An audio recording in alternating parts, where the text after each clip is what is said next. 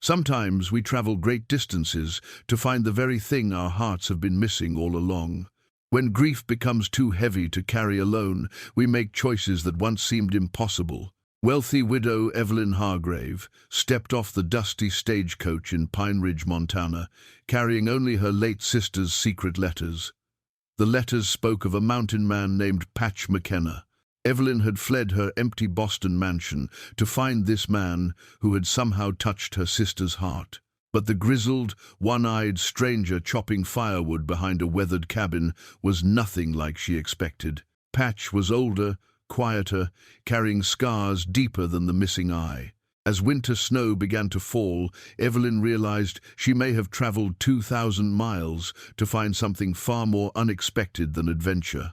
What could her refined sister have possibly seen in this broken mountain hermit? Before we jump back in, tell us where you're tuning in from, and if this story touches you, make sure you're subscribed, because tomorrow I've saved something extra special for you. The stagecoach lurched to a final, bone-jarring halt outside McCready's general store, and Evelyn Hargrave felt the last vestiges of her carefully ordered world slip away like morning mist. Through the dust-caked window, she glimpsed a settlement that bore no resemblance to the manicured streets of Boston's Beacon Hill. Pine Ridge, Montana territory, consisted of perhaps 20 weathered buildings scattered along a single mud-rutted street dwarfed by towering mountains that scraped the belly of grey October clouds. "End of the line, ma'am," called the driver, his voice rough from tobacco and mountain air. "Sure you got the right place?" Evelyn pressed Clara's locket, a delicate gold piece containing a pressed wildflower, against her chest and nodded. She had been asking herself that same question for the past 2 weeks of grueling travel, but turning back now would mean accepting that her sister's final years remained forever mysterious. The letters in her carpet bag, written in Clara's familiar script, spoke of transformation, of finding something precious in this harsh landscape. Evelyn needed to understand what that something was. The Boston she had left behind 3 weeks ago felt like another lifetime. Her sprawling Beacon Hill mansion, inherited from her late husband Charles, stood empty, except for the household staff who moved through its rooms like ghosts, tending a mausoleum. The morning she decided to leave, Evelyn had stood in her silk-papered drawing room, surrounded by crystal decanters and Persian rugs worth more than most families earned in a year, and felt suffocated by the weight of everything she was expected to be. "Mrs. Hargrave," her sister-in-law Victoria had said during that final visit, settling her considerable bulk into the imported French settee, "this notion of traveling west is simply unseemly. Charles has been gone 2 years now. It's time you considered remarrying within our circle. The Whitmore boy would be quite suitable." The Whitmore boy was 43 years old, had buried 2 wives already, and possessed all the charm of wet newspaper. But he owned 3 textile mills and maintained the proper social connections in Boston society that counted for considerably more than kindness or compatibility. Evelyn had smiled politely and served tea in her grandmother's china, but that night she had pulled Clara's letters from their hiding place beneath her jewelry box and read them again by candlelight. Clara, 3 years older and infinitely bolder, had vanished from Boston society as completely as if she had been swallowed by the earth. One morning, her rooms at the family estate were empty, her trunks gone, leaving only a brief note saying she had found something worth pursuing in the Western Territories. The family had been scandalized. Unmarried women of their station simply did not disappear into the wilderness. They made appropriate marriages, managed households, and attended charitable committees. They certainly did not abandon silk gowns for calico and trade parlor conversations for whatever crude society existed beyond civilization's boundaries. But Clara's letters, arriving sporadically over 3 years, painted a different picture. She wrote of mountain sunrises that set the sky ablaze, of communities where a person's worth was measured by their character rather than their bank balance, of a freedom she had never imagined possible. And most intriguingly, she wrote of a man named Patch McKenna, describing him in terms that made Evelyn's heart ache with something she could not name. He is not what you would expect, Clara had written in her final letter, received just 2 months ago. War has marked him, as it has marked so many. But beneath the scars lives a gentleness that would surprise you. He sees the world as it truly is, not as society demands we pretend it to be. There is honesty here, Evelyn, of a kind we never knew existed. Now, stepping down from the stagecoach onto the muddy planks that served as Pine Ridge's sidewalk, Evelyn wondered if she had been a fool to come. Her traveling dress, modest by Boston standards, still marked her as hopelessly out of place among the practical wool and leather garments of the frontier women who hurried past. Her small leather boots, designed for drawing-room floors, squelched unpleasantly in the October mud. "You'll be wanting Martha's boarding house," the stage driver said, hefting her trunk down with unnecessary force. "Only respectable place for a lady, though I got to say, ma'am, this ain't exactly a tourist destination." Martha Kellerman's boarding house proved to be a 2-story structure of weathered pine, distinguished from its neighbors mainly by the hand-painted sign that swayed in the mountain wind. Mrs. Kellerman herself answered Evelyn's knock, a woman of perhaps 50 years, with steel-grey hair pulled back severely and hands that spoke of decades of hard work. "Mrs. Hargrave, I presume," Martha said, looking Evelyn up and down with frank assessment. "Doc Harrison said you might be coming. You're Clara's sister." The way she said Clara's name with warmth tinged by sadness told Evelyn that her sister had made an impression here. "Yes, I've come to find out about Patch McKenna," Martha finished. "Clara spoke of you often, said you had more spine than Boston let you show. Come in, then. You'll want coffee and a hot meal before you do anything foolish." The boarding house's front parlor was simply furnished, but clean, with rag rugs covering wide plank floors and a stone fireplace that radiated welcome warmth. Martha seated Evelyn at a pine table and brought thick coffee in a blue enamel cup, along with bread that tasted of honest grain rather than the refined flour Evelyn was accustomed to. "Your sister," Martha began, settling into the opposite chair, "was special. Not many Eastern ladies adapt to mountain life, but Clara took to it like she'd been born here. Had a way with the children, helped Doc Harrison with the sick folks, could cook a decent meal from whatever was available. Most importantly, she understood that out here, pretense will get you killed." "What happened to her?" Evelyn asked, though she dreaded the answer. Martha's weathered face softened. "Fever. Last winter. Came on fast and hard. Patch did everything he could, brought her down to Doc Harrison, sat with her for 3 days straight. But sometimes the mountain takes what it wants, and there's no arguing with it." Evelyn felt something cold settle in her stomach. In all her imagining of this journey, she had never seriously considered that Clara might be dead. Difficult to reach, perhaps. Changed, certainly, but not gone entirely from the world. "Patch blamed himself," Martha continued. "Still does, I reckon. He's always been a solitary man, but losing Clara near broke him. Hasn't been to town more than twice since the funeral. Just stays up in that cabin of his, chopping wood and nursing his grief." Through the boarding house window, Evelyn could see the mountains rising like sleeping giants, their peaks already dusted with early snow. Somewhere up there, in a cabin she could not yet imagine, lived the man her sister had loved, the man who might hold the key to understanding what Clara had found in this wild place that had made her abandon everything familiar. "I need to see him," Evelyn said. Martha studied her with eyes that had seen their share of heartbreak and foolishness. "You could write a letter. I could have someone take it up to him." "No." The word came out more firmly than Evelyn had intended. "I've traveled 2,000 miles. I need to understand what my sister found here. I need to know why she stayed." "And you think Patch McKenna can tell you that?" Evelyn looked down at her hands, soft and pale from a lifetime of leisure. "He's the only one who can." Martha nodded slowly. "Then you'll need different clothes. And boots that won't get you killed on mountain trails. And most importantly, you'll need to understand that Patch isn't some romantic figure from a dime novel. War damaged him in ways that go deeper than the missing eye. He's a good man, but he's carrying burdens that would crush most folks. As evening settled over Pine Ridge, Evelyn sat in her small boarding house room and unpacked Clara's letters. Reading them again in this place where they had been written, she began to see nuances she had missed. Clara had not simply found adventure in the wilderness, she had found herself. The woman who emerged from these pages was stronger, more capable, more genuinely happy than the sister Evelyn remembered from Boston drawing rooms.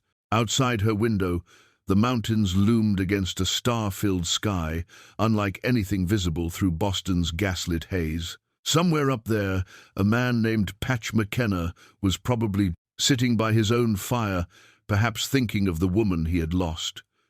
Tomorrow, Evelyn would begin the journey to find him. Tonight, she could only wonder if she possessed even a fraction of the courage that had carried her sister so far from home. The wildflower in Clara's locket, pressed flat and delicate, seemed to whisper of transformation and sacrifice. Evelyn closed her eyes and tried to imagine what tomorrow would bring, but her Boston-bred imagination proved inadequate to the task. She could only trust that somewhere in the morning's light, she would find the first steps toward understanding the mystery of her sister's choices. The mountains kept their secrets, but Evelyn had come too far to turn back now. The trail to Patch McKenna's cabin wound through pine forests that seemed to swallow sound itself. Evelyn's borrowed boots, sturdy leather things that Martha had procured from somewhere, crunched through frost-stiffened leaves as she followed the directions Doc Harrison had reluctantly provided. Her breath formed small clouds in the thin mountain air, and more than once she paused to rest, her Boston soft lungs struggling with the altitude. Martha had insisted she take a pack horse loaded with supplies, claiming it was payment for medical services. Clara had provided the previous winter. The truth, Evelyn suspected, was that the mountain community took care of its own, and by extension, took care of those connected to their own. It was a kindness she had never experienced in Boston society, where charity came with strings and expectations.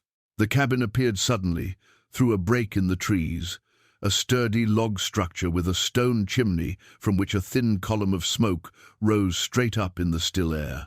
A small barn and several outbuildings clustered nearby, and everywhere were signs of meticulous care. Neatly stacked cordwood, repaired fence rails, tools hung precisely on pegs under the barn's overhang. This was not the dwelling of a broken hermit, but of a man who found purpose in ordered work. Behind the cabin, the rhythmic sound of an axe splitting wood echoed against the mountainside. Evelyn tied the pack-horse to a hitching post and walked around the building, her heart hammering against her ribs in a way that had nothing to do with the altitude. Patch McKenna stood with his back to her, bringing the axe down in smooth, powerful strokes that spoke of decades of practice. He was smaller than she had imagined, perhaps 5 feet and 10 inches, with graying brown hair that touched his collar and shoulders that, while broad, carried the slight stoop of a man past 50. When he turned at the sound of her approach, Evelyn felt her breath catch. The missing left eye was immediately apparent, covered by a leather patch that had been darkened by years of weather and wear. But it was his remaining eye, steel gray and deeply intelligent, that held her attention. Here was a man who had seen too much and carried the weight of it in every line of his weathered face. "You're Clara's sister," he said, his voice carrying the flat certainty of a man who had been expecting this moment. "She said you might come." Evelyn found her voice with effort. "Mr. McKenna, I'm Evelyn Hargrave. I received Clara's letters. She's dead." The words fell between them like stones into still water. Patch set the axe head against a chopping block and studied Evelyn with that single penetrating eye. "Fever took her last February. Nothing Doc Harrison or I could do about it." The simple brutality of the statement hit Evelyn harder than she had prepared for. In all her planning for this journey, she had imagined finding Clara changed, perhaps, or choosing to remain in the wilderness, but not simply gone from the world entirely. "I know," she managed. "Martha told me. I'm sorry for your loss." Something flickered across Patch's face. Surprise, perhaps, or pain, before the careful blankness returned. Your loss, too, I reckon. She spoke of you often. What did she say? Patch was quiet for a long moment, his gaze moving from Evelyn's face to the mountains beyond, as if seeking guidance from the peaks themselves. When he spoke again, his voice carried a gentleness that seemed at odds with his rough appearance. She said, "You were the one person in Boston who understood that there was more to life than what society demanded. Said you just needed someone to show you the door." Evelyn felt tears threatening and blinked them back. This was not how she had imagined this conversation would begin. "She wrote about you. In her letters, she cared for you very much." The careful control in Patch's expression cracked slightly. He turned away, ostensibly to examine the pile of split wood, but Evelyn could see the tension in his shoulders, the way his hands gripped the axe handle. "Your sister was a good woman," he said finally. "Better than a broken-down old soldier deserved, but she chose to stay here, chose to." His voice caught, and he stopped speaking entirely. The silence stretched between them, filled only by the whisper of wind through pine branches and the distant cry of a hawk circling high above. Evelyn found herself studying this man her sister had loved, trying to reconcile the gentle tone she heard in his voice with the harsh lines of his face, the careful distance he maintained. "She was living here," Evelyn said. It was not a question. Patch's jaw tightened. "She was. Had been for near 2 years. Came up here after that first winter in town, said she preferred the quiet. I told her it wasn't proper, unmarried woman staying with a man like me, but Clara..." He stopped, shaking his head. "Clara did what Clara wanted to do. And what you wanted too," Evelyn said softly. The single eye that met hers was filled with such raw pain that Evelyn had to resist the urge to step back. "What I wanted was to keep her safe. Failed at that, didn't I?" There was something in his voice, self-loathing, mixed with grief, that told Evelyn this man had been carrying the weight of Clara's death like a physical burden. She thought of the meticulously maintained cabin, the precise stacks of firewood, the obsessive order that spoke of a mind trying to control what it could in a world that had taken away what mattered most. "Martha says you blame yourself. Martha talks too much." But there was no real anger in it, just weariness. "Clara got sick helping the Brennan family when their youngest took fever. I should have stopped her from going down there, should have known she'd catch it herself." "Could you have stopped her?" Patch almost smiled at that, a brief quirk of his mouth that transformed his face entirely. "No. No more than you could stop the sun from rising. Clara Hargrave did what she believed was right, consequences be damned." The way he said her name with reverence and exasperation and deep, abiding love made Evelyn's chest tight with emotion. This was what Clara had found in the wilderness, a man who knew her completely and loved her anyway, who let her be exactly who she was without trying to reshape her into what society demanded. "I brought some of her things," Evelyn said. "Martha thought perhaps you'd want them." For the first time since she had arrived, Patch looked directly at the packhorse and the supplies Martha had loaded. His expression shifted, becoming guarded again, as if he were bracing himself for another blow. "What kind of things?" "Her music box, some books, letters she'd written but never sent." Evelyn hesitated, then forged ahead. "A quilt she was working on. Martha said she'd been making it for your cabin." Patch turned away again, his shoulders rigid. When he spoke, his voice was carefully controlled. "You shouldn't have come all this way just to bring me reminders of what I lost." "I didn't come just for that," Evelyn said. "I came because I need to understand." Clara left. "Everything our family, her inheritance, a life of comfort and security to be here with you. I need to know what she found that was worth all of that." "And you think I can tell you?" "I think you're the only one who can." Patch was quiet for so long that Evelyn wondered if he intended to answer at all. The afternoon light was already beginning to fade, casting long shadows across the clearing, and she realized with a start that she had not thought beyond this conversation. She had no plan for where to spend the night, no clear idea of how to get back to town in the growing darkness. Finally, Patch sighed, a sound that seemed to carry years of accumulated pain. Clara found herself here, found out who she was when nobody was telling her who she ought to be. But that's not something I can show you, Mrs. Hargrave. That's something you've got to discover on your own.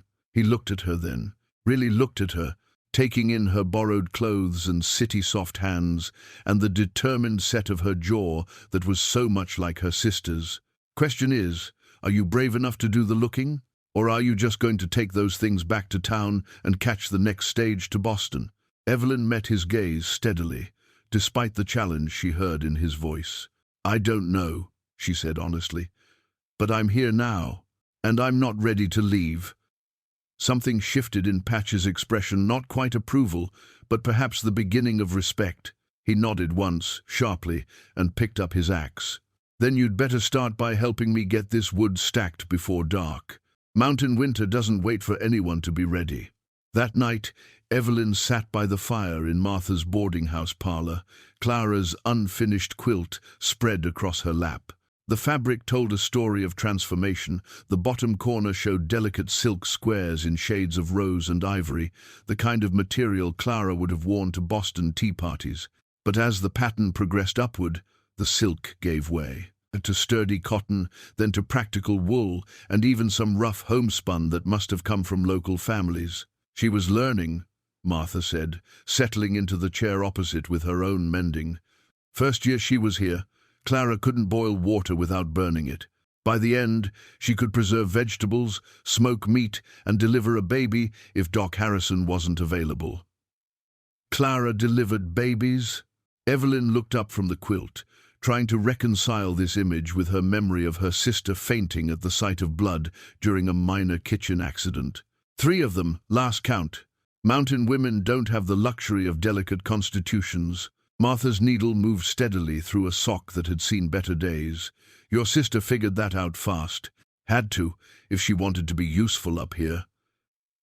Evelyn traced the pattern of the quilt with one finger, noting how Clara's stitching had grown more confident as the work progressed. Near the top, where the fabric became purely practical mountain wool, the needlework was as fine as anything their Boston seamstress could have produced. What was she like? Here, I mean. Was she happy? Martha's hands stilled. Happier than I've ever seen a person be. Oh, she missed things about her old life, talked about the library in your family's house, the gardens, certain foods. But it was like watching someone who'd been holding their breath for years finally get to breathe. A log shifted in the fireplace, sending sparks up the chimney. Outside, the October wind rattled the windows, carrying the promise of the hard winter everyone seemed to be preparing for. Did she talk about me? Every day? Near about? Worried about you something fierce? Said you were too smart and too good-hearted for Boston society, but too dutiful to leave on your own. Martha looked up from her mending, studying Evelyn with frank assessment. Said you'd been taking care of everyone else your whole life and never learned to take care of yourself. The words hit closer to home than Evelyn was comfortable with. She had spent her marriage managing Charles's social obligations, smoothing over his business conflicts, ensuring his comfort in every detail. After his death, she had seamlessly transitioned to managing his estate, his remaining business interests, and the expectations of 2 families' worth of relatives. She sent me letters, Evelyn said, but they never said much about her daily life, just impressions really, descriptions of sunrises and the way the mountains looked in different seasons. Clara was always better at seeing beauty than describing practicalities. She'd spend an hour watching light change on the peaks, then burn dinner because she forgot she was cooking. Martha smiled at the memory. Patch learned to check the stove when she got that dreamy look. The mention of Patch brought back the day's encounter, his guarded hostility, his obvious grief, the way his face had transformed when he spoke Clara's name. Evelyn had spent the afternoon helping him stack firewood, working in companionable silence, broken only by his occasional instruction about proper technique. His hands, she had noticed, were scarred and calloused, but moved with surprising gentleness when handling the split logs. "What happened to his eye?" Martha's expression grew more serious. "War injury. Shrapnel from an artillery shell, near as anyone can tell. He doesn't talk about it much, but Doc Harrison says he was lucky not to lose more than he did. And before the war? That's a longer story." Martha set down her mending and leaned back in her chair. Patch McKenna's people were among the first settlers in this valley. His grandfather built the original cabin site. His father expanded it. Patch was set to inherit a good spread of land and a decent living. She paused, choosing her words carefully. But the war took more than his eye. Lost his younger brother at Gettysburg, his father to grief not long after. When Patch came home, he found the land had been sold for taxes and his mother had moved back east to live with relatives. Everything he'd expected his life to be was just gone. Evelyn thought of the meticulous order she had observed at Patch's cabin, the way he had treated every tool and board with respect. So he rebuilt. From nothing, worked other men's claims for wages, saved every penny, bought back pieces of his family's land bit by bit. That cabin he's in now, he built every log of it with his own hands. Took him near 15 years to get back what had been lost. The picture Martha painted was of a man who understood loss intimately, who had fought his way back to stability through sheer determination. No wonder Clara's death had hit him so hard. He had lost everything once already. The townspeople seemed to care about him. They do. Patch has pulled half the families in this valley out of trouble at one time or another. Bad winter, broken equipment, sick livestock. He shows up with whatever's needed and never expects repayment. Your sister used to say he collected strays. Martha smiled. I think that's how he saw Clara at first. Another lost soul who needed helping, but it became more than that. Much more. Took them both by surprise, I think. Clara came up here still carrying herself like a Boston lady, all careful manners and proper speech. Patch treated her like she was made of spun glass, afraid his rough ways would break her. Took them months to figure out they were both stronger than they looked. Evelyn folded the quilt carefully, running her hands over the progression of fabrics that told the story of her sister's transformation. Tomorrow she would return to Patch's cabin, bringing Clara's belongings as she had promised. But tonight, she wanted to understand what she was walking into. "Martha, may I ask you something?" "Of course. Do you think I'm making a mistake? Coming here, trying to understand what Clara found. Everyone back home thinks I've lost my mind." Martha was quiet for a long moment, studying Evelyn with eyes that seemed to see more than most people cared to look for. "Your sister asked me the same question, her first week here, said she'd left everything she'd ever known and wasn't sure if she was brave or just foolish." "What did you tell her?" "That sometimes brave and foolish look exactly the same from the outside. The difference is whether you're running towards something worth having or running away from something you're afraid to face." Martha picked up her mending again. "Clara was running towards something. Question is, what are you doing?" Evelyn considered this as she prepared for bed in her small room upstairs. Through the window, she could see the mountains outlined against a sky so full of stars it seemed impossible that the same sky covered Boston. Somewhere up there, Patch McKenna was probably sitting by his own fire, perhaps holding some memento of Clara, perhaps simply staring into the flames and remembering. She was running towards something, Evelyn realized. Not away from Boston's suffocating expectations, but toward an understanding of what it meant to choose authenticity over comfort. Clara had found herself in these mountains, had discovered a strength and purpose that her old life had never demanded. The question was whether Evelyn possessed the courage to attempt the same journey of discovery, and whether a man like Patch McKenna could be trusted to help her find the way. The next morning dawned crisp and clear, with frost painting the boarding house windows in delicate patterns that would have inspired the finest Boston artisans. Evelyn dressed carefully in her borrowed mountain clothes, wool skirt, sturdy blouse, and the leather boots that were already beginning to feel less foreign on her feet. She had arranged Clara's belongings in a canvas pack, the music box, several books, and most importantly, the letters Clara had written, but never sent. The trail to Patch's cabin seemed shorter this second time, perhaps because she knew what to expect at the end of it, or perhaps because part of her was genuinely eager to see him again, to continue the conversation that had been interrupted by nightfall and her own uncertainty. She found him behind his workshop, a small building she had not noticed the previous day.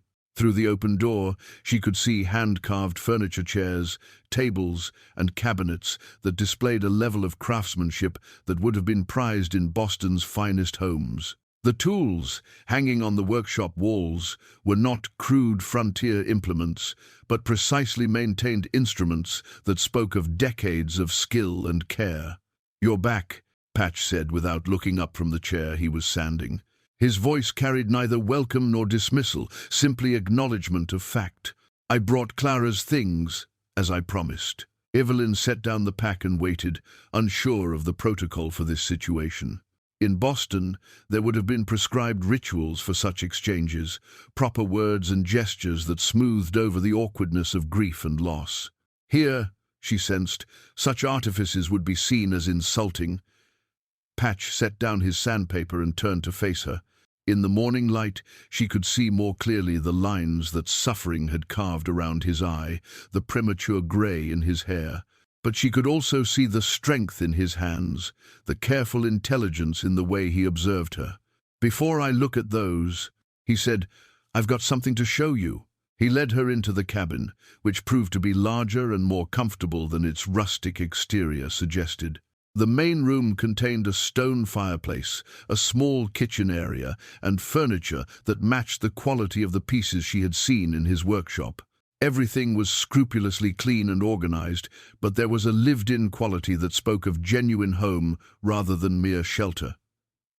"Clara's room," Patch said, opening a door she had assumed led to storage. Evelyn stepped inside and felt her breath catch. The small room had been preserved exactly as Clara must have left it. A simple bed with a quilt Evelyn recognized from childhood covered the mattress. Clara's books, volumes of poetry and philosophy that had scandalized their Boston relatives, sat neatly arranged on a shelf. Most touching of all, Clara's everyday clothes hung on pegs along one wall, practical dresses and working aprons that showed the wear of honest labor. "You kept everything. Couldn't bring myself to change it." Patch stood in the doorway, his expression unreadable. Probably should have, but it felt like admitting she was really gone. Evelyn touched the sleeve of one of Clara's dresses, noting how the fabric had been carefully mended in several places.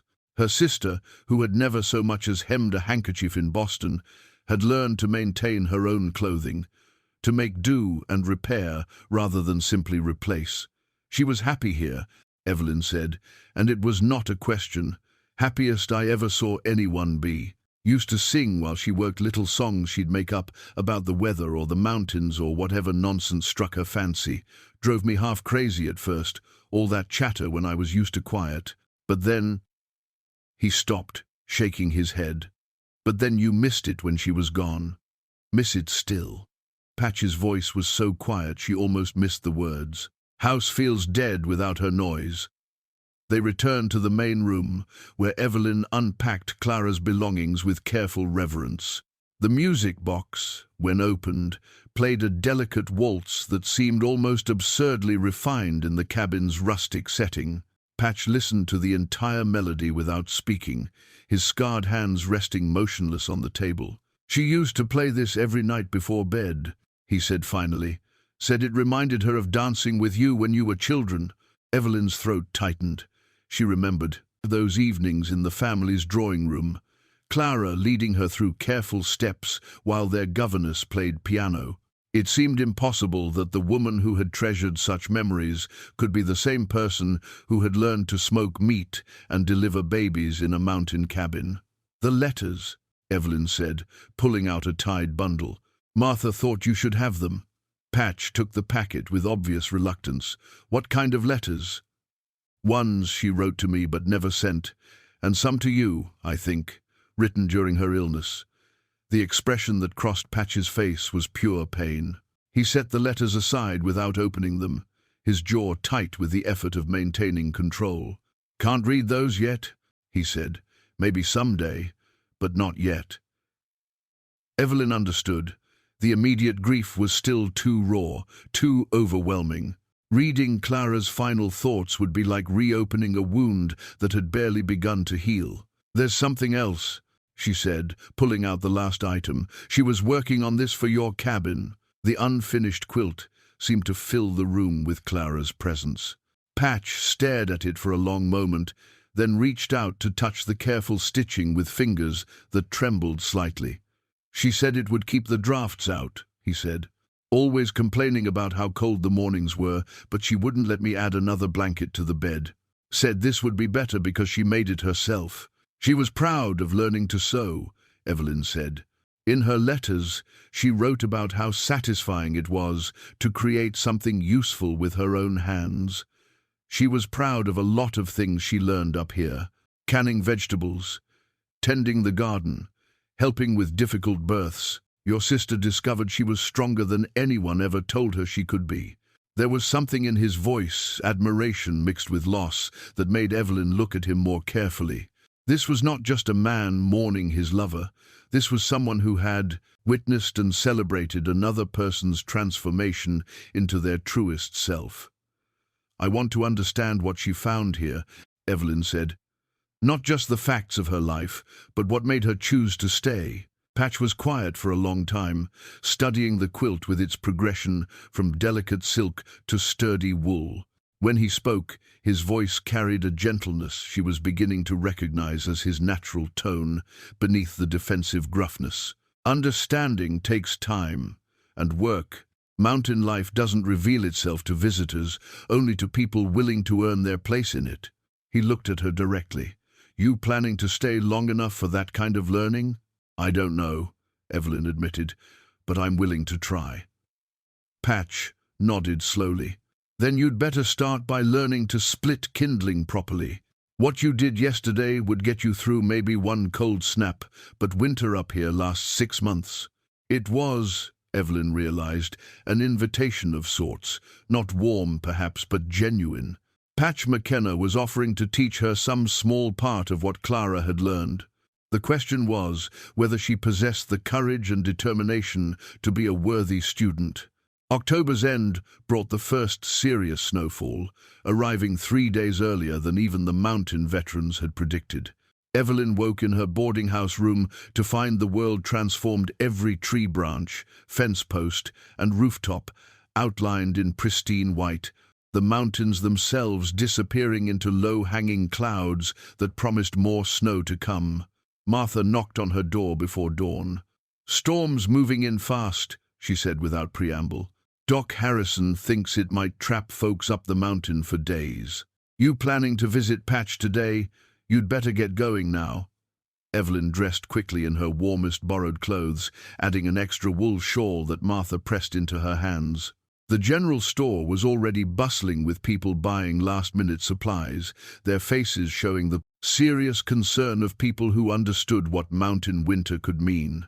She purchased coffee, flour, and salt pork with money from her carefully hoarded funds, then loaded everything onto the patient horse Martha had arranged for her to borrow.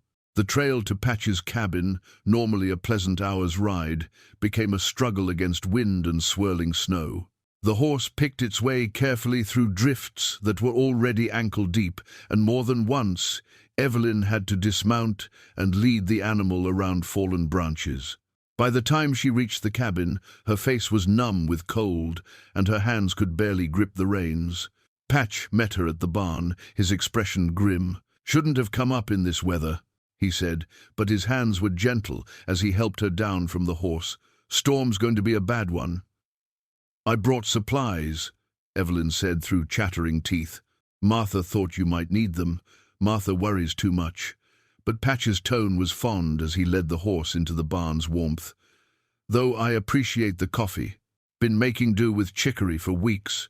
Inside the cabin, Clara's music box sat open on the mantelpiece, its delicate melody competing with the wind that was beginning to howl around the eaves. Patch had built up the fire until it roared in the stone fireplace, and the room was blessedly warm after the bitter ride. "How long will the storm last?" Evelyn asked, unwrapping the supplies she had brought. Could be days, could be a week. Patch hung her wet cloak near the fire and gestured toward Clara's room. You'll have to stay here. No getting back to town in this weather.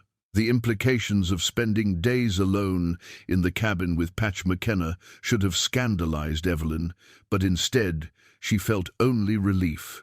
The prospect of being trapped here, away from Boston's expectations and Martha's well-meaning supervision, was oddly liberating. I don't want to impose. Clara would haunt this cabin if I let her sister freeze too. Death for the sake of propriety. Patch's mouth quirked in what might have been a smile. Besides, extra hands are useful when the snow gets serious. Over the next hour, as the storm intensified outside, Evelyn discovered that serious was an understatement. The wind drove snow against the windows with enough force to rattle the glass, and the temperature dropped so quickly that frost began forming on the inside of the panes despite the roaring fire. Patch moved through his preparations with the calm efficiency of long experience. He brought in extra firewood, checked the food stores, and sealed gaps around the windows with rags and melted wax. Evelyn watched, fascinated by the methodical way he approached each task. "Show me how to help," she said. Patch glanced at her with surprise. "You sure? This isn't drawing room work." "I'm sure." He set her to grinding coffee beans with a hand mill, a task that proved more difficult than it looked. Her soft hands were unaccustomed to the repetitive motion, and she had to stop frequently to rest. But Patch didn't offer to take over, instead showing her how to brace the mill properly and use her whole body's strength rather than just her arms. "Clara couldn't grind enough coffee for 1 cup when she first tried that," he said, watching Evelyn's improved technique. "Took her 3 weeks to build up the strength. Course, she was too stubborn to ask for help." "Sounds like Clara." Evelyn paused in her grinding, struck by a memory. "When we were children, she spent an entire summer trying to learn to whistle, drove our governess to distraction. But she kept at it until she could whistle any tune perfectly. She still could. Used to whistle while she worked in the garden, little tunes I'd never heard before. When I asked where she learned them, she said she made them up as she went along." They worked in companionable silence for a while, the storm raging outside while the cabin remained warm and secure. Evelyn found herself relaxing in a way she hadn't experienced in years, perhaps ever. There was something deeply satisfying about the simple tasks: grinding coffee, tending the fire, preparing a meal from basic ingredients. As evening approached, Patch began cooking dinner. Salt pork fried with potatoes and onions, simple fare that tasted better than any elaborate Boston meal Evelyn could remember. They ate at the pine table Clara had used, drinking coffee that Evelyn had ground herself. "Tell me about the war," Evelyn said suddenly, surprising herself with the boldness of the question. Patch's fork paused halfway to his mouth. For a moment she thought he would refuse to answer, but then he set down his utensil and leaned back in his chair. "What do you want to know? How you lost your eye? What it was like? How you came home and rebuilt your life?" "That's a lot of questions. Clara wrote that you don't talk about it much. But she said it shaped who you became, and I want to understand who you are." Patch studied her face for a long moment, as if weighing whether she could be trusted with the truth. Outside, the wind howled with renewed fury, making the cabin feel even more isolated from the rest of the world. "Gettysburg," he said finally. "3rd day of fighting. Artillery shell landed close enough to take my eye and most of the hearing in my left ear. Should have killed me outright, but sometimes luck runs strange." "Were you afraid?" "Terrified. Every day for 3 years. But fear doesn't excuse a man from doing what needs doing." He touched the leather patch unconsciously. "Lost my brother Jimmy in that same battle. He was 18, full of ideas about glory and heroism, died in a cornfield, calling for our mother."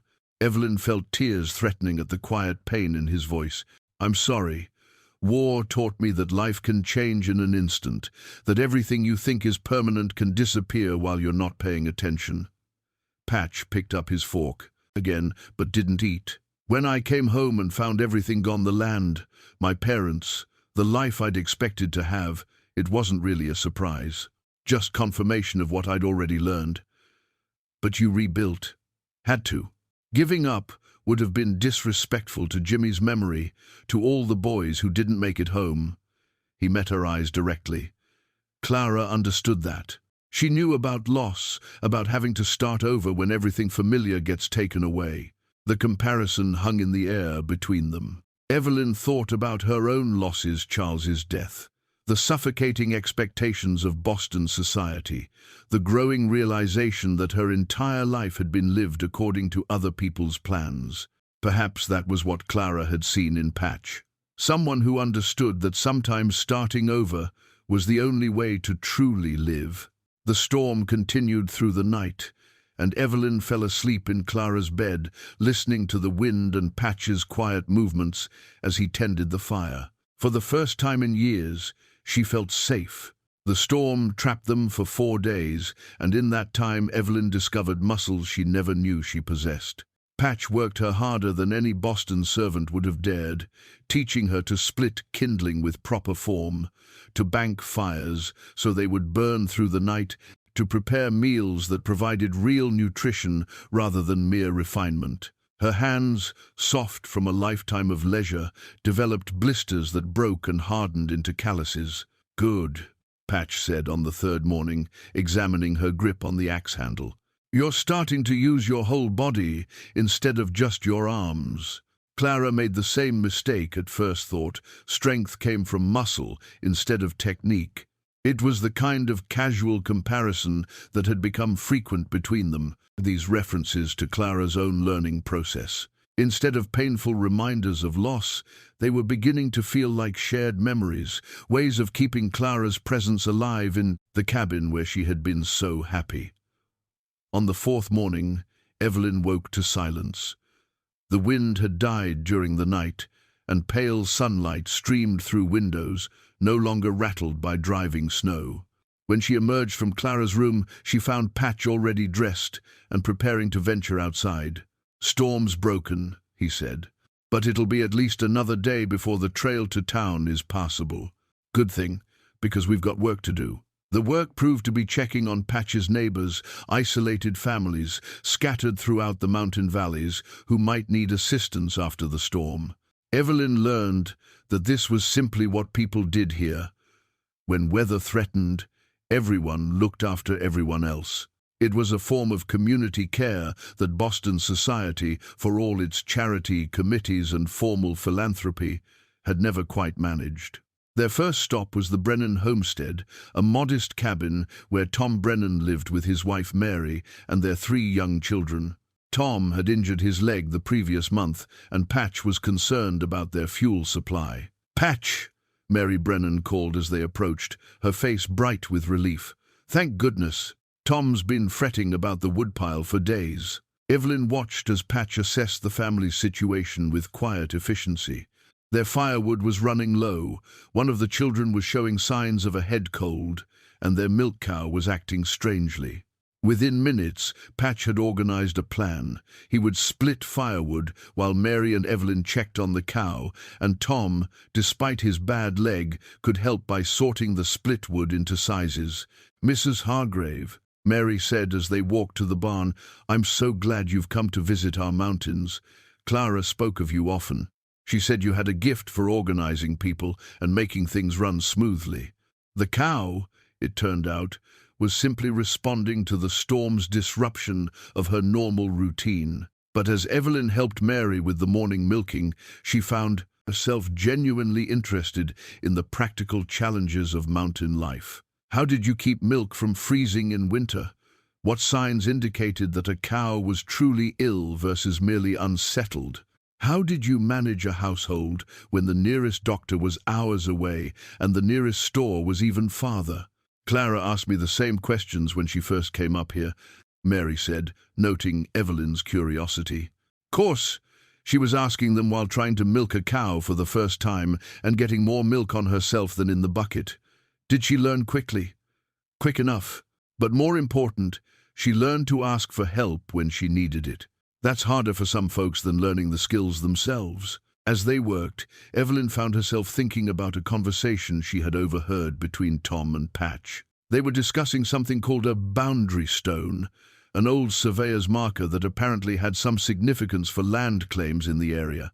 The way they talked about it suggested something more complex than simple property boundaries. When she asked Patch about it on the ride to their next stop, his expression grew troubled.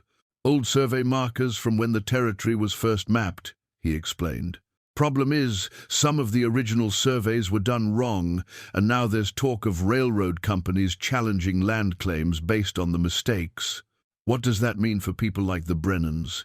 Could mean they lose their homestead, could mean all of us lose our land if some eastern company decides to push the issue." Patch's jaw tightened. There's been talk of surveyors working for the railroad, checking property lines and looking for discrepancies. The implications were sobering. These families had built their lives on land they believed they owned legally, had invested years of backbreaking work in clearing fields and building homes. The idea that corporate interests could simply sweep in and claim ownership based on old paperwork seemed fundamentally unjust. Their next stop was the elderly Henderson couple, whose cabin sat in a particularly isolated valley. Mrs. Henderson, a tiny woman with steel-grey hair, greeted them with obvious relief. "Harold's been poorly since the storm started," she said. "Chest pains and trouble breathing. I've been worried sick." Patch examined the old man with the kind of practical medical knowledge that mountain dwellers developed by necessity. Probably the altitude and the cold air, he concluded, but he should see Doc Harrison when the trail's clear. As they helped Mrs. Henderson with her chores, Evelyn learned that Harold Henderson had been one of the original settlers in the valley, arriving more than 30 years ago when the area was truly wilderness. The boundary stone issue was particularly troubling for the Hendersons because their land claim was based on some of the oldest and potentially most problematic surveys. "Been here longer than some trees," Mrs. Henderson said, watching her husband rest by the fire. "Built this place with our own hands, raised 6 children here, buried 2. Now they're telling us we might not even own it?" The injustice of the situation stirred something in Evelyn that she had not expected. These were good people who had earned their place through hard work and sacrifice. The idea that distant corporations could disrupt their lives for profit was infuriating in a way that Boston society's petty cruelties had never been. On the ride back to Patch's cabin, Evelyn found herself thinking about Clara's unfinished business in a new way. Her sister had not simply found personal happiness in the mountains, she had found a community worth defending, a way of life worth preserving. Clara was involved in the land issue, wasn't she? Evelyn asked. Patch nodded grimly. She was helping people understand their legal rights, writing letters to territorial officials, organizing meetings. Your sister had a head for that kind of work, saw patterns and connections that other folks missed. What happened to that work when she died? Stopped, mostly. Nobody else had Clara's education or her way with words. People are still worried, but they don't know what to do about it. As they approached Patch's cabin in the gathering dusk, Evelyn felt a strange sense of purpose beginning to form.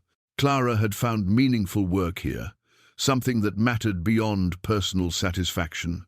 Perhaps that was part of what Evelyn was searching for, not just understanding of her sister's choices, but a way to honor Clara's legacy by continuing what she had started.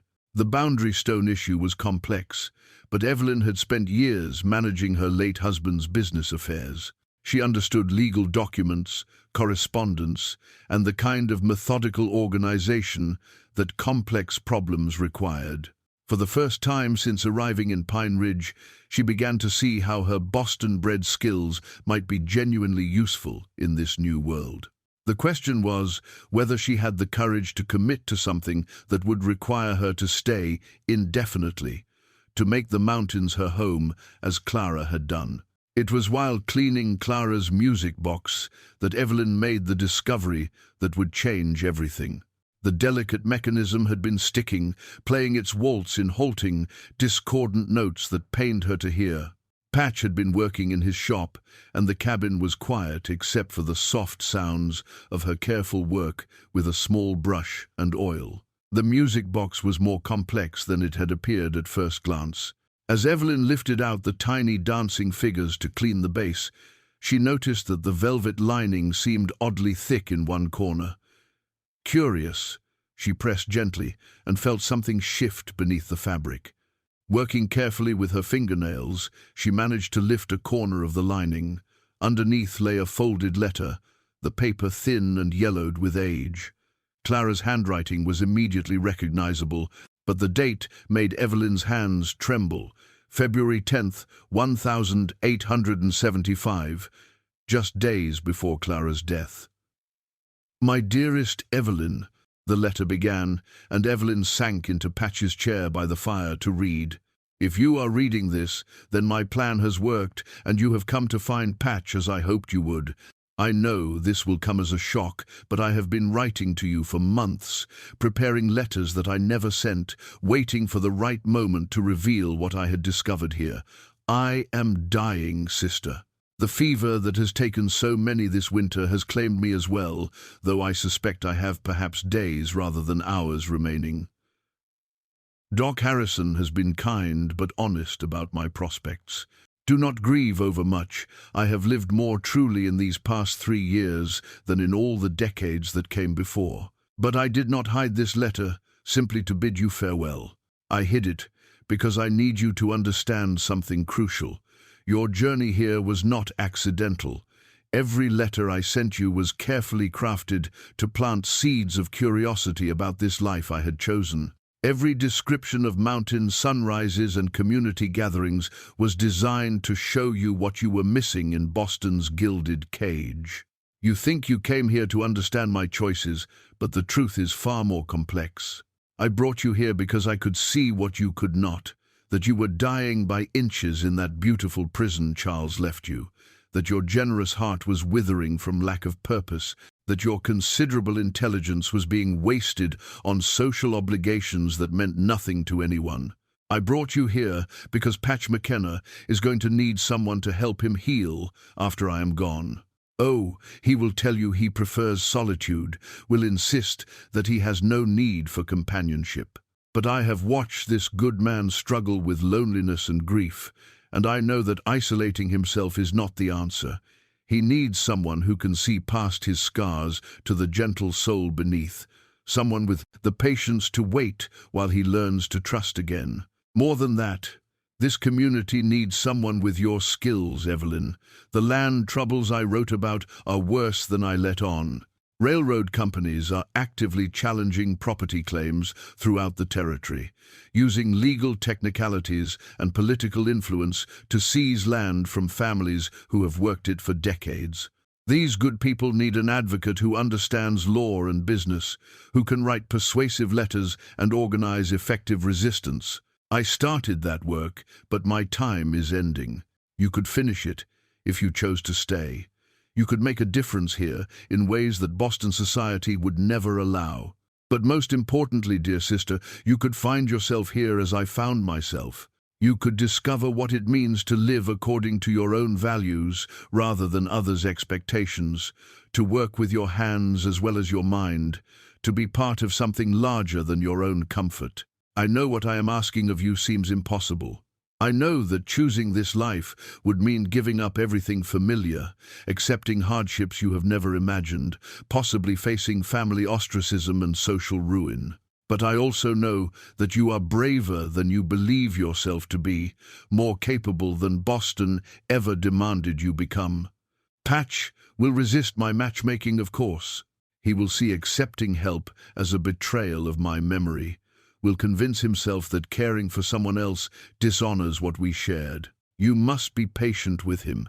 Help him understand that love is not a finite resource that diminishes when shared, but rather something that grows stronger when given freely. As for you, my darling sister, you must learn to forgive yourself for wanting more than the life you have been given. There is no shame in admitting that comfort is not enough, that security without purpose is its own kind of poverty. You have spent your entire life taking care of others, Charles, his family, our family, countless charity cases who never truly needed your help. Here, you could take care of people who genuinely depend on your assistance, who would value your efforts because they make a real difference in their daily lives. I have watched you for 35 years, Evelyn, have seen you sacrifice your own dreams again and again for the sake of others' comfort. Now, I am asking you to be selfish for once in your life. Choose happiness, choose purpose, choose love, if it comes to you. The boundary stone I mentioned in my previous letters marks land that I have been slowly purchasing with money saved from my Boston inheritance. The deed is in the locked box beneath my bed, along with enough funds to complete the purchase. If you stay, that land could be your foundation for building a new life. If you leave, please ensure it goes to Patch. He deserves the security of owning the valley he has come to love. I do not know if you will have the courage to make the choice I am asking of you, but I know that if you do, you will discover reserves of strength and joy that you never suspected you possessed. You will find, as I found, that the person you become in these mountains is the person you were always meant to be. Take care of Patch for me, if you can. Take care of yourself, always. And remember that love, real love, honest love, is worth any sacrifice required to achieve it. All my faith in your courage. Clara, P.S.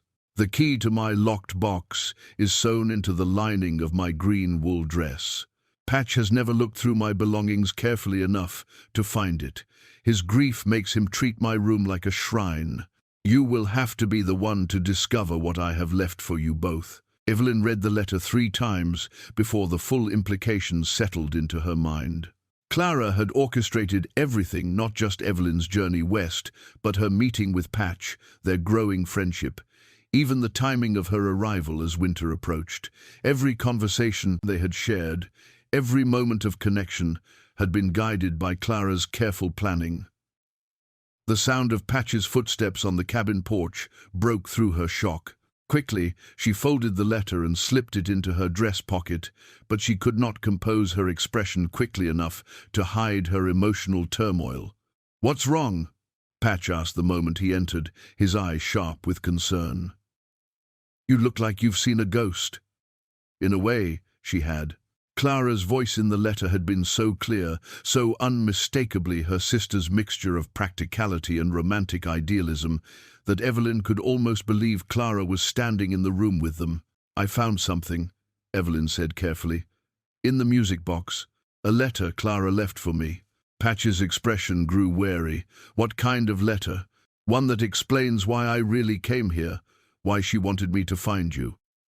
Evelyn pulled the letter from her pocket with hands that shook slightly. "Patch, Clara didn't just love you. She planned for us to meet. She brought me here deliberately, knowing you would need help after she was gone." The look that crossed Patch's face was complex surprise, pain, and something that might have been relief or might have been betrayal. He sank into the chair opposite her, suddenly looking older than his years. "She what?" "Everything she wrote in her letters to me, every story about mountain life, every mention of your name, it was all designed to make me curious enough to come here. She knew she was dying, and she wanted to make sure neither of us would be alone." Patch was quiet for a long time, staring into the fire as if it might provide answers to questions he had not known he was asking. When he finally spoke, his voice was rough with emotion. "That sounds like Clara. Always thinking 10 steps ahead, always trying to take care of everyone, whether they wanted taking care of or not." He looked at Evelyn directly. "How does it make you feel, knowing you were manipulated into coming here?" It was a fair question, and one Evelyn had been asking herself since finishing the letter. Was she angry at Clara's deception, relieved to understand the forces that had brought her west? Grateful for her sister's concern, or resentful of being treated like a chess piece in Clara's final game? "I don't know," she admitted, "but I know that Clara was right about one thing. I was dying by inches in Boston. Whether she tricked me into leaving or not, I needed to leave." Patch nodded slowly. "And the rest of it?" About us needing each other, about you staying to help with the land troubles. Evelyn met his gaze steadily. I think Clara saw things we weren't ready to see ourselves. The question is, what do we do with that knowledge now? The silence that followed was heavy with possibility and uncertainty. Two people confronting the reality that their growing connection had been guided by someone who loved them both enough to gamble their happiness on her own judgment. The discovery of Clara's land deed changed everything. Hidden in the locked box beneath her bed, along with nearly $3,000 in carefully saved inheritance money, was a legal document that made Evelyn's heart race with possibility and terror in equal measure. Clara had been systematically purchasing a substantial tract of land adjacent to Patch's property, 160 acres of mountain valley that included water rights, timber stands, and some of the best grazing land in the territory. She never said a word, Patch said, staring at the deed with amazement. All those trips to town, all those meetings with lawyers and surveyors, I thought she was just helping other folks with their land troubles. She was, Evelyn replied, studying the careful notes Clara had made in the margins of legal documents. But she was also building something for the future. Look at these survey maps. The land she bought creates a buffer around the entire community. If the railroad wants to build through this valley, they'll have to negotiate with whoever owns this deed. The implications were staggering. Clara had not just found happiness in the mountains, she had positioned herself to protect the community that had welcomed her. And now she was asking Evelyn to carry on that work, to use her Boston education and business experience to defend people who had become family. But before Evelyn could fully process what Clara was asking of her, the outside world intruded with devastating efficiency. The first sign of trouble came in the form of a rider who arrived at Patch's cabin 3 days after the letter's discovery. Young Billy Hendricks, barely 16 and breathless from a hard ride, brought news that made Evelyn's blood run cold. Railroad surveyors, Billy gasped, accepting the cup of coffee Patch pressed into his hands, showed up at the Henderson place yesterday with a sheriff and a stack of legal papers. They're claiming the old man's land claim is invalid, saying the original survey was wrong and his property belongs to the territorial government now. Patch's expression grew grimmer as Billy continued his report. The surveyors had similar papers for at least 6 other families, including the Brennans, all based on alleged errors in the original territorial surveys, all citing the same legal precedent, all demanding immediate evacuation, pending resolution through the territorial courts. Harold Henderson near had another heart attack, Billy said. His wife was crying so hard she couldn't speak. They're saying folks have 30 days to challenge the claims in territorial court, but you know none of us has money for lawyers or time to travel to the capital. After Billy left to spread the word to other families, Evelyn and Patch sat in the cabin's main room, surrounded by Clara's legal documents and maps. The carefully planned defense Clara had been building suddenly seemed more urgent than ever. The timing isn't coincidental, Evelyn said, tracing property lines on one of Clara's maps. They waited until after the first hard storm, when travel is difficult and people are focused on survival rather than legal challenges. By spring, they expect to have clear title to half the valley. Can they do that? Legally, I mean? Evelyn had been asking herself the same question for hours, drawing on her experience managing Charles's business affairs and the legal knowledge she had accumulated through years of handling estate matters. Possibly. Territorial law is complex, and the railroad companies have resources to challenge surveys that were done quickly and sometimes carelessly 30 years ago. But Clara was building a strong counter-argument. She spread out the documents Clara had compiled, correspondence with territorial officials, copies of original survey records, testimony from early settlers about the establishment of property lines. It was meticulous work that revealed Clara's sharp intellect and growing understanding of Western law. She was fighting this before she got sick, Evelyn continued. See these letters to the territorial governor? She was arguing that 30 years of continuous habitation and improvement should take precedence over survey discrepancies. and she was organizing other territorial communities facing similar challenges. So what do we do now? The question hung between them, heavy with implication. Patch was including her in the fight, accepting that she had become part of the community's defense, whether she had originally planned to or not. Before Evelyn could answer, another rider appeared. This one, Martha Kellerman, her face grim with news that made the situation even more urgent. "Railroad men are in town," Martha announced without preamble. "Whole delegation of them, with a legal representative from back east. They're saying they'll buy out any valid claims at fair market prices, but families with disputed titles have to accept whatever compensation the dealer pay. Territorial court awards. How much are they offering?" Patch asked. $5 an acre for cleared land, $2 for timber rights. And that's only if folks can prove their titles are completely clean. Martha's expression showed what she thought of those prices. "Most families have invested 20 times that much in improvements alone." Evelyn did quick calculations in her head. The railroad's offers were insultingly low enough to cover basic moving expenses, but nowhere near the value of established homesteads. Families would lose their homes, their livelihoods, and their community, all for the sake of corporate expansion. "There's more," Martha continued. "They're holding a meeting tomorrow night at the town hall, mandatory for anyone with disputed land claims. Sheriff's orders." After Martha left, Evelyn found herself pacing the cabin like a caged animal. Everything Clara had worked for, everything these families had built, was being systematically dismantled by people who had never set foot in the territory until they smelled profit. "I need to see those original surveys," she said suddenly. "The ones the railroad is claiming are wrong, and I need to understand exactly what legal precedent they're citing." Patch looked at her with something that might have been hope. "You think you can find a way to fight this?" "I think Clara believed I could, or she wouldn't have left me all this information." Evelyn gestured at the papers scattered across the table. She was building a case, gathering evidence, preparing for exactly this kind of challenge. But she ran out of time. "And you're thinking of finishing what she started." It was a statement rather than a question, and Evelyn realized that somewhere in the past few hours, her decision had been made. These people had welcomed Clara with open arms, had given her the community and purpose she had craved.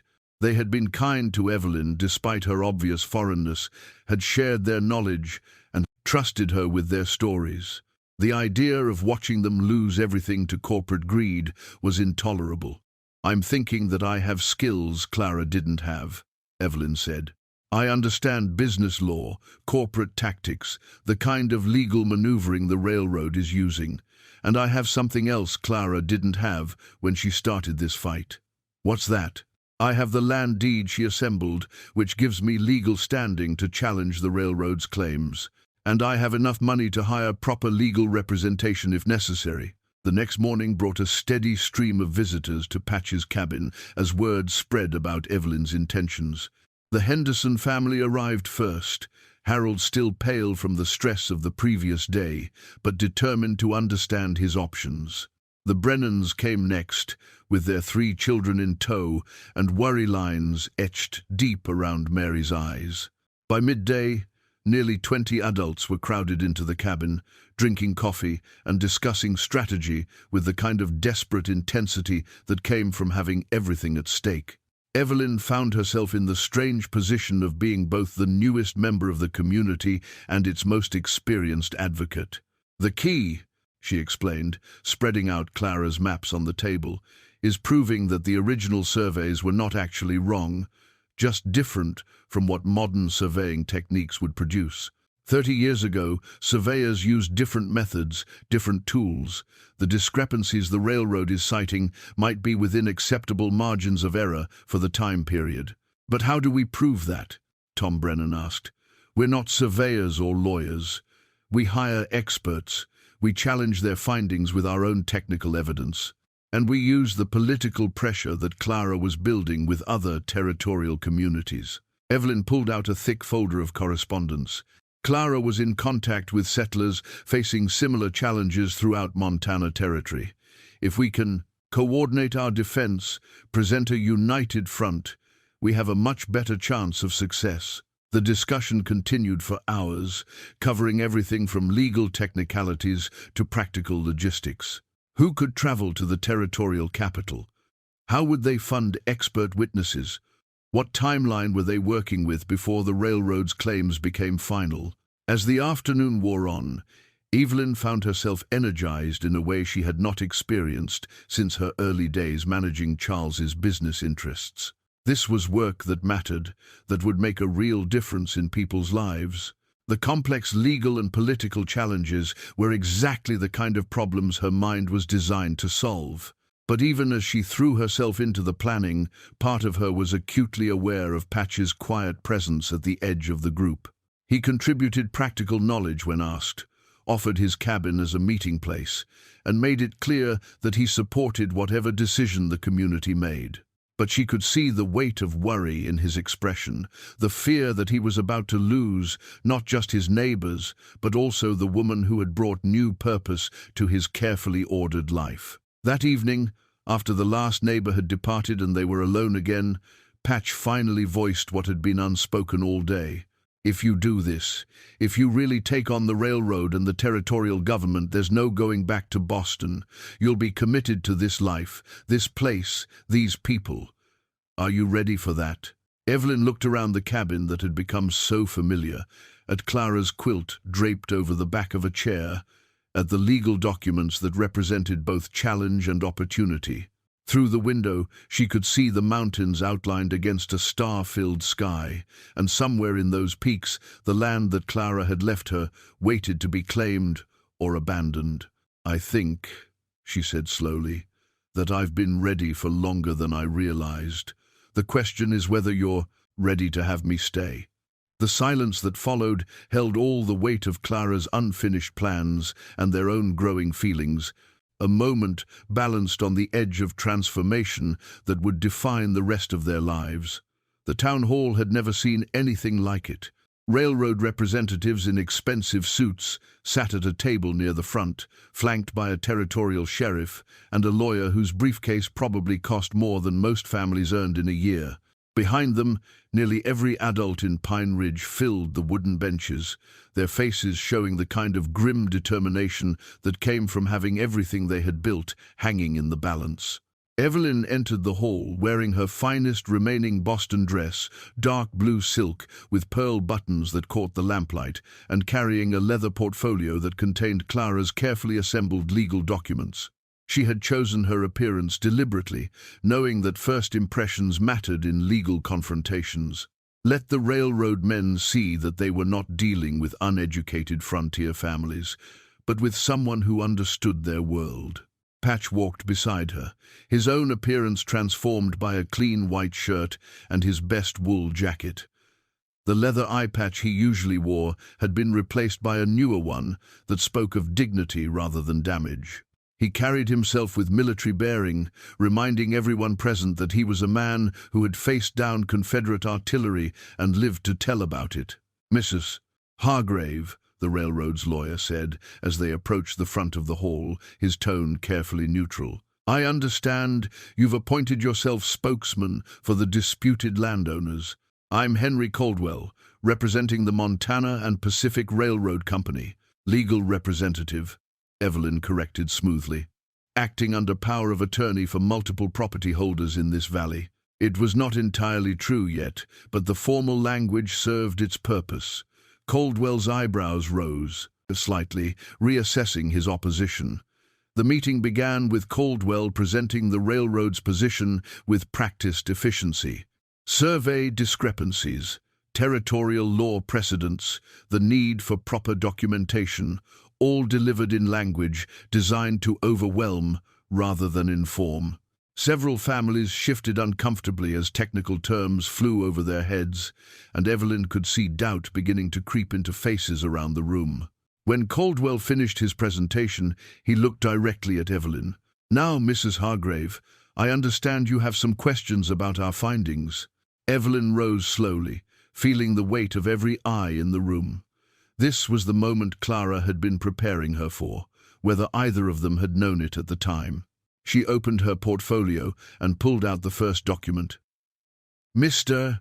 Caldwell, your survey discrepancy claims are based on the assumption that 1,840 seconds surveying techniques should match modern precision standards.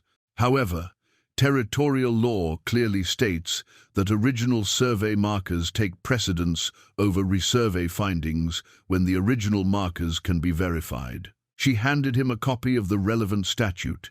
I believe you'll find this referenced in Territory of Montana versus Consolidated Mining 1873. Caldwell's confident expression flickered as he scanned the document.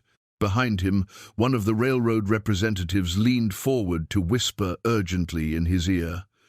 Furthermore, Evelyn continued, her voice carrying clearly through the suddenly quiet hall, the survey discrepancies you cite fall well within acceptable margins of error for 1,840 seconds equipment. I have expert testimony from the Territorial Surveyor's Office confirming this. That was a bluff. She had sent letters requesting such testimony, but had not yet received responses. But Caldwell could not know that, and his hesitation told her the bluff was working. The most significant issue, Evelyn pressed on, pulling out Clara's maps, is that your resurvey conveniently ignores established boundary markers that have been recognized by the territorial government for 30 years. The Henderson property, for example, includes a boundary stone that appears on official territorial maps dating to 1847.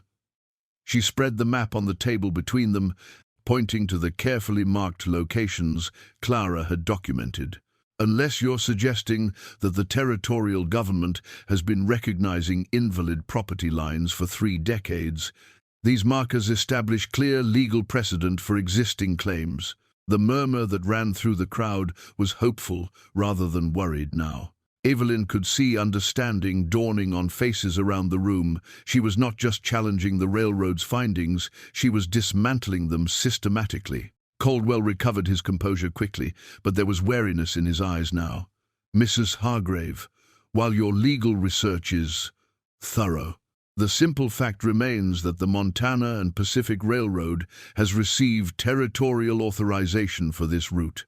Individual property disputes must be resolved through proper legal channels, which is exactly what we intend to do. Evelyn reached into her portfolio for the final document, the one that would change everything. I am formally challenging these survey findings on behalf of the collective landowners, and I am prepared to file a comprehensive brief with the territorial court within 30 days. She paused, letting the implications sink in before delivering the blow that Clara had made possible. Additionally, as the legal owner of 160 acres of strategically located property in this valley, I am prepared to use every legal means at my disposal to protect not only my own interests, but those of my neighbors. She placed Clara's land deed on the table.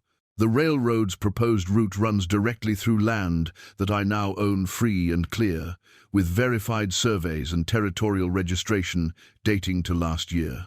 The silence that followed was profound. Caldwell stared at the deed, his face pale as he realized that his carefully planned legal coup had just encountered an obstacle his employers had not anticipated. The families around the room were looking at Evelyn with expressions ranging from amazement to outright admiration. "You're bluffing," Caldwell said finally, but his voice lacked conviction. "Am I?" Evelyn smiled with the kind of cold confidence she had learned watching Charles negotiate business deals. "I suggest you contact your employers and inform them that the Montana and Pacific Railroad has just encountered its first serious legal challenge in this territory. And Mr. Caldwell, I spent 15 years managing my late husband's business interests in Boston. I know exactly how to make this process as expensive and time-consuming as possible." The threat hung in the air like smoke from a gun barrel, and everyone in the room understood that the balance of power had just shifted dramatically. The celebration at Martha's boarding house that night felt like a victory party, but Evelyn knew it was premature. She had won the first battle, but the railroad would not give up easily. As neighbors thanked her with tears in their eyes and voices thick with emotion, She was already planning the next steps in what would likely be a long legal campaign. "You did it," Mary Brennan said, gripping Evelyn's hands with calloused fingers. "I've never seen anyone talk to those fancy men like that. You made them listen." "We all did it," Evelyn replied, though she felt the weight of what she had committed to. "This is just the beginning." But even as she spoke to the gathered families, part of her attention was on Patch, who stood near the boarding house window, watching the snow that had begun to fall again. His expression was unreadable, and she realized that while she had been focused on the legal battle, he had been confronting his own crisis. When the last neighbor had departed and they were finally alone, walking back toward his cabin through the swirling snow, Patch broke the silence that had stretched between them all evening. "That was Clara's Boston ring you sold to pay for the legal documents, wasn't it?" Evelyn looked down at her bare finger, where her grandmother's sapphire ring had rested for as long as she could remember. She had sold it that afternoon to the town's only jeweler, using the money to pay for express telegrams to territorial officials and copies of legal documents. The ring had been worth more than most families in Pine Ridge saw in a year, but it had seemed a small price to pay for the community's future. "How did you know?" Clara described it in one of her letters, said it represented everything about Boston society that made her feel trapped. Patch stopped walking and turned to face her. "She also said you'd never part with it unless something mattered more to you than your old life." The snow fell around them in the lamplight from town, creating a private world where only truth seemed possible. Evelyn realized that this was the moment Clara had been orchestrating from the beginning, not just the legal victory, but this choice between worlds, between the woman she had been and the woman she could become. "It did matter more," she said simply. "These people matter more. This place matters more. And us?" Patch's voice was quiet, uncertain. "Do we matter more?" It was the question that had been hanging between them for weeks, complicated by grief and guilt, and Clara's ghostly presence in every conversation. But standing there in the snow, with the taste of victory still fresh and the knowledge of Clara's blessing finally clear, Evelyn found that the answer was remarkably simple. "Yes," she said. "We matter more than anything I've ever known." Patch closed the distance between them with 2 quick steps, his hands cupping her face with a gentleness that belied his scarred appearance. When he kissed her, it was with the desperate intensity of a man who had thought himself beyond the reach of happiness, who had discovered that love could come twice in one lifetime if he was brave enough to accept it. "Clara knew," he said against her lips. "Somehow she knew we'd need each other. She knew us better than we knew ourselves." Evelyn rested her forehead against his, breathing in the scent of wood smoke and mountain air that clung to his clothes. "She knew I was dying in Boston, knew you were dying in isolation, knew we could heal each other if we had the chance."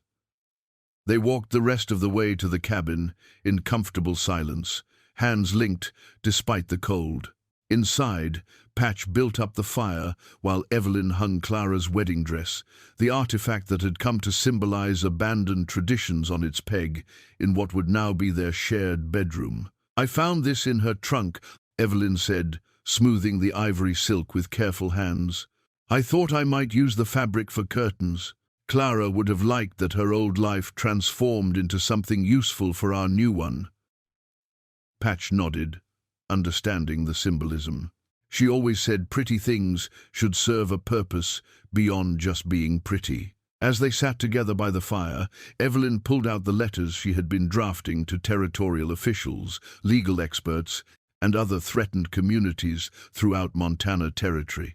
The fight was far from over. The railroad would bring in more expensive lawyers, would pressure territorial politicians, would use every advantage their money could buy. "Are you ready for what comes next?" she asked. "This won't be easy. We'll be fighting people with resources we can't match, facing legal challenges that could drag on for years."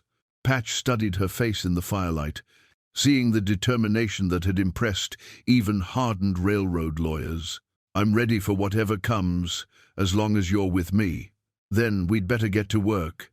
Evelyn spread the legal documents across the tent, table where Clara's quilt had once lain. Clara started something here, something worth finishing, but it's going to take everything we have to see it through. Outside, the snow continued to fall, blanketing the valley in pristine white. But inside the cabin, two people who had found each other across the chasm of loss were planning a future that honored the past while building something entirely new. Clara's music box played its gentle waltz in the background, no longer a reminder of what was lost, but a celebration of what had been found. 6 months later, Evelyn stood on the porch of the cabin she and Patch had built together on Clara's land, watching the sun rise over mountains that had become as familiar as her own heartbeat. The coffee in her hands was strong and bitter, nothing like the delicate China tea she had once preferred, but it tasted of home in a way that Boston's finest imports never had. The new cabin was larger than Patch's original dwelling, designed to accommodate both their needs and the steady stream of neighbors who came seeking legal advice or simply companionship. The foundation stone bore an inscription Patch had carved with his own hands, C, H and E, H and P, M, 1875, a testament to the woman who had brought them together and the life they were building in her memory. The legal battle with the railroad had been won, though not without cost. Evelyn had spent weeks in the territorial capital, arguing before judges and negotiating with politicians who had little understanding of mountain life. The victory had come through a combination of Clara's meticulous research, Evelyn's business experience, and the political pressure generated by similar challenges throughout the territory. The railroad had finally accepted a compromise route that avoided established homesteads, though it had taken nearly all of Clara's inheritance to fund the legal campaign. "You're up early," Patch said, emerging from the cabin with his own cup of coffee. 6 months of shared contentment had softened the hard lines around his eye, and he moved with the easy confidence of a man who had found his place in the world. "Couldn't sleep," Evelyn replied, leaning into his warmth as he joined her on the porch. "I was thinking about Clara's letter to our family." The letter had arrived the previous week, forwarded through Martha after months of delay. Victoria, Charles's sister, had written in language that managed to be both wounded and condescending, expressing the family's disappointment in Evelyn's abandonment of proper society and their decision to respect her choice to live beyond the bounds of civilized behavior. There had been no mention of Clara, no acknowledgement of the sister who had died far from Boston's drawing rooms. "Any regrets?" Patch asked, though his tone suggested he already knew the answer. Evelyn looked across the valley where smoke was beginning to rise from cabin chimneys as their neighbors started their daily routines. The Henderson place, saved from railroad seizure, showed new signs of prosperity as Harold's health improved with the reduction of stress.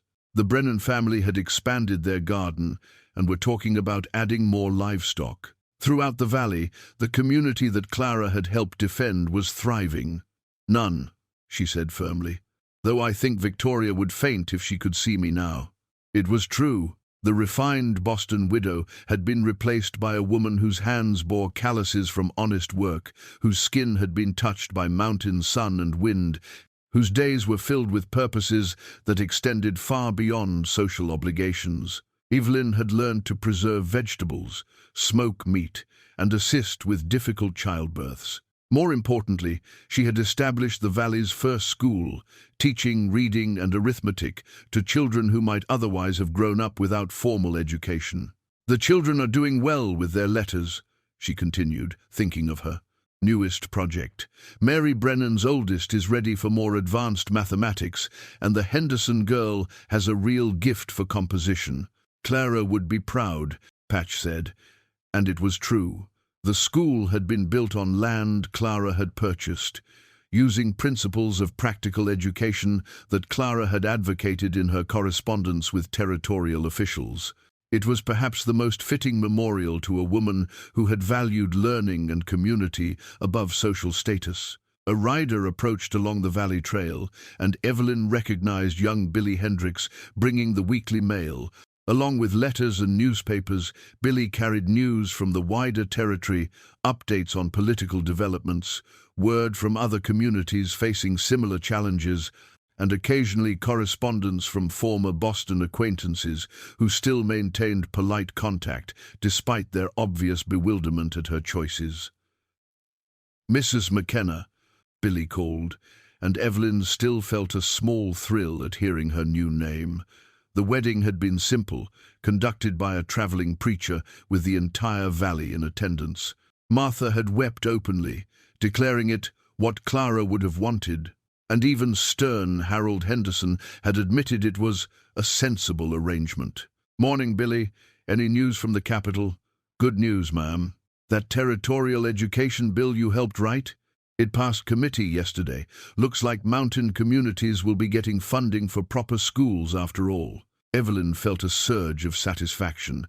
The bill had been months in the making, requiring careful negotiation and political compromise, but it would ensure that isolated communities could maintain schools without bearing the entire financial burden themselves.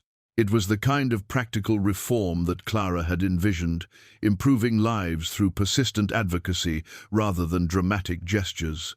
As Billy continued on his rounds, Evelyn and Patch returned to their morning routines. There was firewood to split, animals to tend, and correspondence to write letters to territorial officials, other community leaders, and the network of advocates that Clara had begun building. The work was constant but satisfying in ways that Boston society had never provided.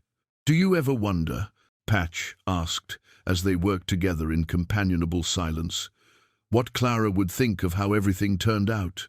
Evelyn paused in her letter writing to consider the question. She thought of her sister's final letter, with its mixture of hope and uncertainty, its faith that love and purpose could be found in the most unexpected places. Clara had gambled everything on her belief that both Evelyn and Patch deserved happiness, that they could find in each other what neither had discovered alone. "I think," Evelyn said finally, that she knew exactly how it would turn out. Clara always was the smartest of us all.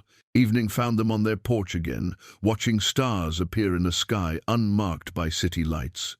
The mountains rose around them like protective walls, and somewhere in the distance a wolf howled not with loneliness, but with the wild contentment of a creature in its proper place. Clara's music box played its gentle waltz from inside the cabin, the melody drifting through windows that were curtained with fabric cut from a wedding dress that had never been worn. It was a sound of memory and celebration, of love that transcended death, and wisdom that guided the living toward unexpected joy. Evelyn Hargrave McKenna had traveled 2,000 miles to find her sister's ghost and discovered instead her own true life. In the quiet satisfaction of that discovery, Clara's greatest gift was finally, fully realized.